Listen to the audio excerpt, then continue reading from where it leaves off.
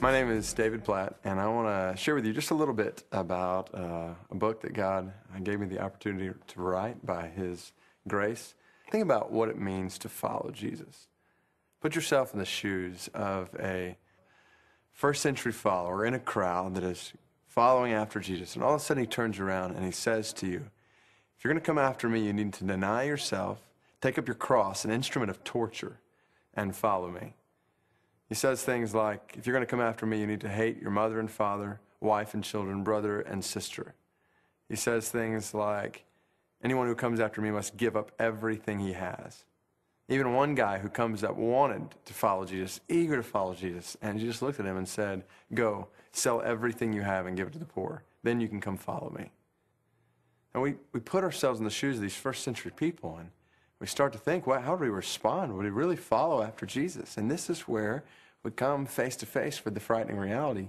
And that reality is that in the 21st century, Jesus says the exact same things to us. He tells us that to follow Him means giving Him our affection and our love in a way that makes our closest relationships in this world look like hate in comparison. And He does tell us to give up everything we have to follow Him. It is possible that He could say in any single one of our lives, sell everything you have and give it to the poor. Then come follow me. Now, we don't think like this. We look at passages like these where Jesus says words like this, and we say, well, what Jesus really meant was, and this is where we need to be really careful, because at this point, we're starting to redefine Christianity according to our preferences and what is comfortable for us. We take the Jesus of the Bible and we twist Him into a Jesus that we're a little more comfortable with, a nice, middle-class American Christian Jesus who looks like us, who thinks like us, who talks like us, who doesn't call us to go to dangerous extremes. He wants us to avoid danger altogether. And we take the Jesus of the Bible, and He begins to look a lot like us. And the danger here is that when Jesus is being twisted into our image, and when we gather together as Christians in our churches, and we sing and we lift up our hands to Jesus, the reality is we're not actually worshiping the Jesus of the Bible. Instead, we're worshiping ourselves. And so, the point of this book is to dive into who Jesus really is in Scripture and what the gospel really is. To think about what it means to follow after Him in a world where so many are without Christ, in a world where so many are starving without basic needs. Following after Christ looks radically different than sometimes what we think of in terms of Christianity. And Christ is more satisfying than anything or everything this world has to put together. And what we find is in following Him for who He is, we realize that we were created for something much greater than a nice middle-class Christian spin on the American dream. Our lives were created to count for His glory among all peoples, and this is where life is truly found.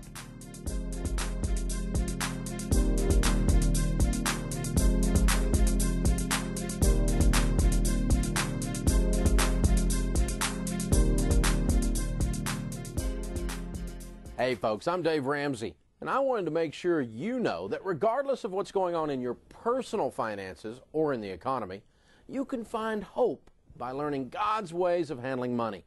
And that's exactly what I'm going to teach you to do in Financial Peace University. Starting very soon, this church is offering Financial Peace University classes that are open to the church and to the entire community.